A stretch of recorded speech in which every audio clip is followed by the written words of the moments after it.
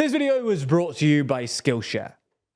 Well, it's now around halfway through the UK general election campaign. We're starting to get an idea of what's likely to happen on polling day.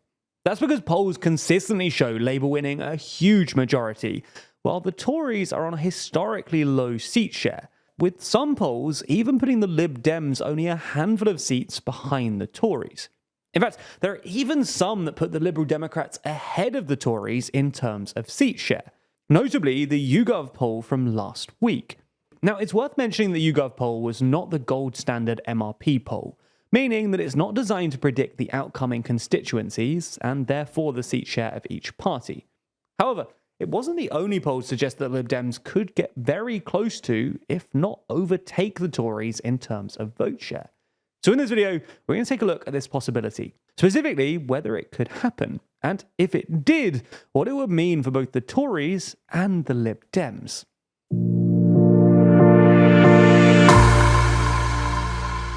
Before we start, if you haven't already, please consider subscribing and ringing the bell to stay in the loop and be notified when we release new videos.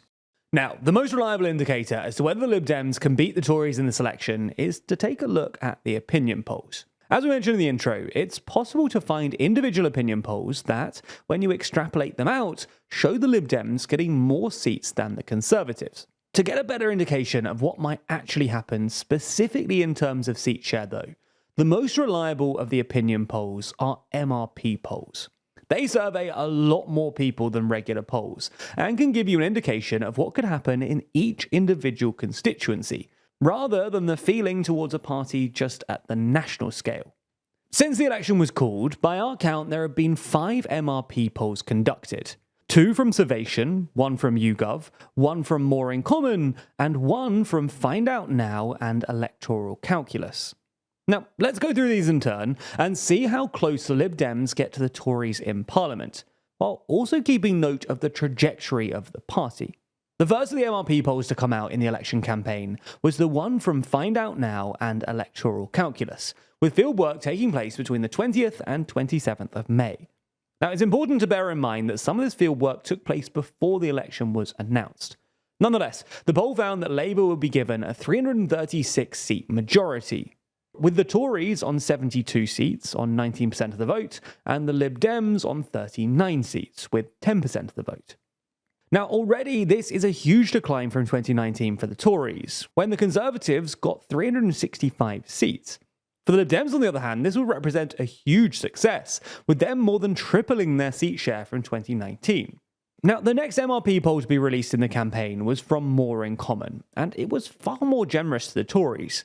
It predicted that they would achieve 180 seats, still a reduction from 2019 numbers, but significantly more than the 30 seats predicted for the Lib Dems. Now, the first poll which took place with all of its fieldwork in the election campaign itself was the YouGov MRP poll. Fieldwork for this came between the 24th of May and the 1st of June, and found a reduction in the expected Tory seats and an increase in Lib Dem seats. That's because the Tories were expected to get 140 seats and the Lib Dems 48. However, over the next 2 MRP polls, this gap between the Tories and Lib Dems has only tightened further. That's because the next poll to come out was from Survation, with fieldwork occurring in a similar time frame to the YouGov one, the 22nd of May to the 2nd of June. And it suggested that the Tories would get only 71 seats, and the Lib Dems would get 43, putting both parties within less than 30 seats of each other. But the final MRP poll, which was also from Survation, with fieldwork taking place between the 31st of May and 13th of June, is more significant, as it's the only poll so far in which fieldwork took place at least partially after the D-Day fiasco and after Nigel Farage returned to lead Reform UK.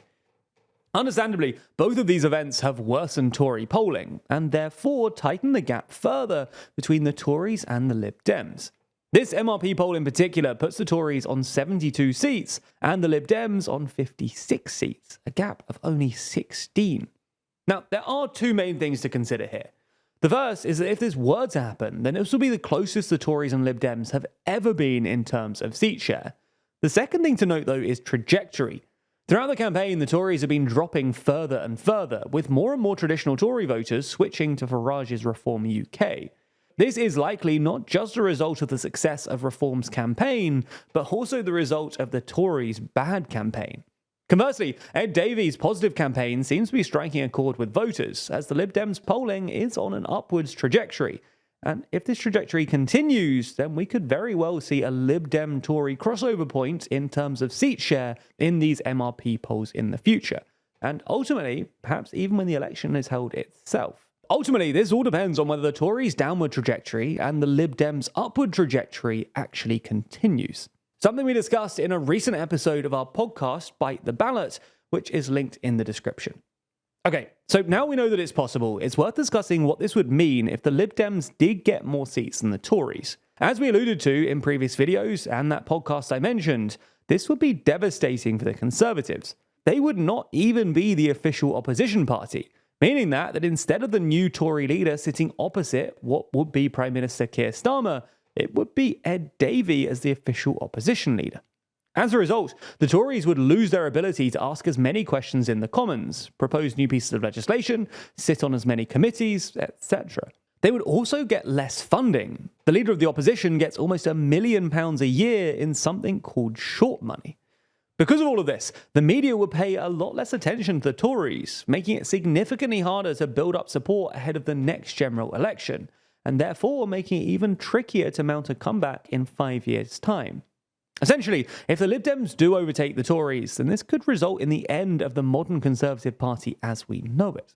Now, perhaps the Tory party would turn to Reform UK to try and re-establish themselves as a significant player in British politics, but in doing so, this would result in handing Nigel Farage a huge amount of power, or potentially even ending the party as we know it and pushing it towards a merger with Reform UK. Either outcome is frankly humiliating for the party and would constitute a huge shake-up of our politics, and it wouldn't even necessarily work. A week or so ago, we announced that we're working on a physical magazine which dives deep into the upcoming UK general election. But it turns out that designing a magazine isn't all that easy. So I headed to Skillshare to take a look through some of their design courses, including the incredibly helpful course, How to Design a Magazine and Learn InDesign, which helped me to, do both things. This means that unlike when I tried to learn InDesign for another never-released project a few years ago, I was guided through the process quickly and efficiently. And this time, the project will actually see the light of day, thanks to Skillshare's incredibly easy-to-follow guides. It's not just that either. You likely already know that Skillshare is the largest online learning community for creatives, with thousands of classes led by industry experts across film, illustration, design, freelance, and more. But Skillshare can also help take your career or side hustle to the next level, with hundreds of career-focused classes too. That's courses on everything from how to start a business, to maximizing your workflow, or even how to grow in e-commerce, another course that I used when building the website that sells the magazine. And the best news is the first 500 people to use the link in the description will receive a 1-month free trial of Skillshare. So get started today.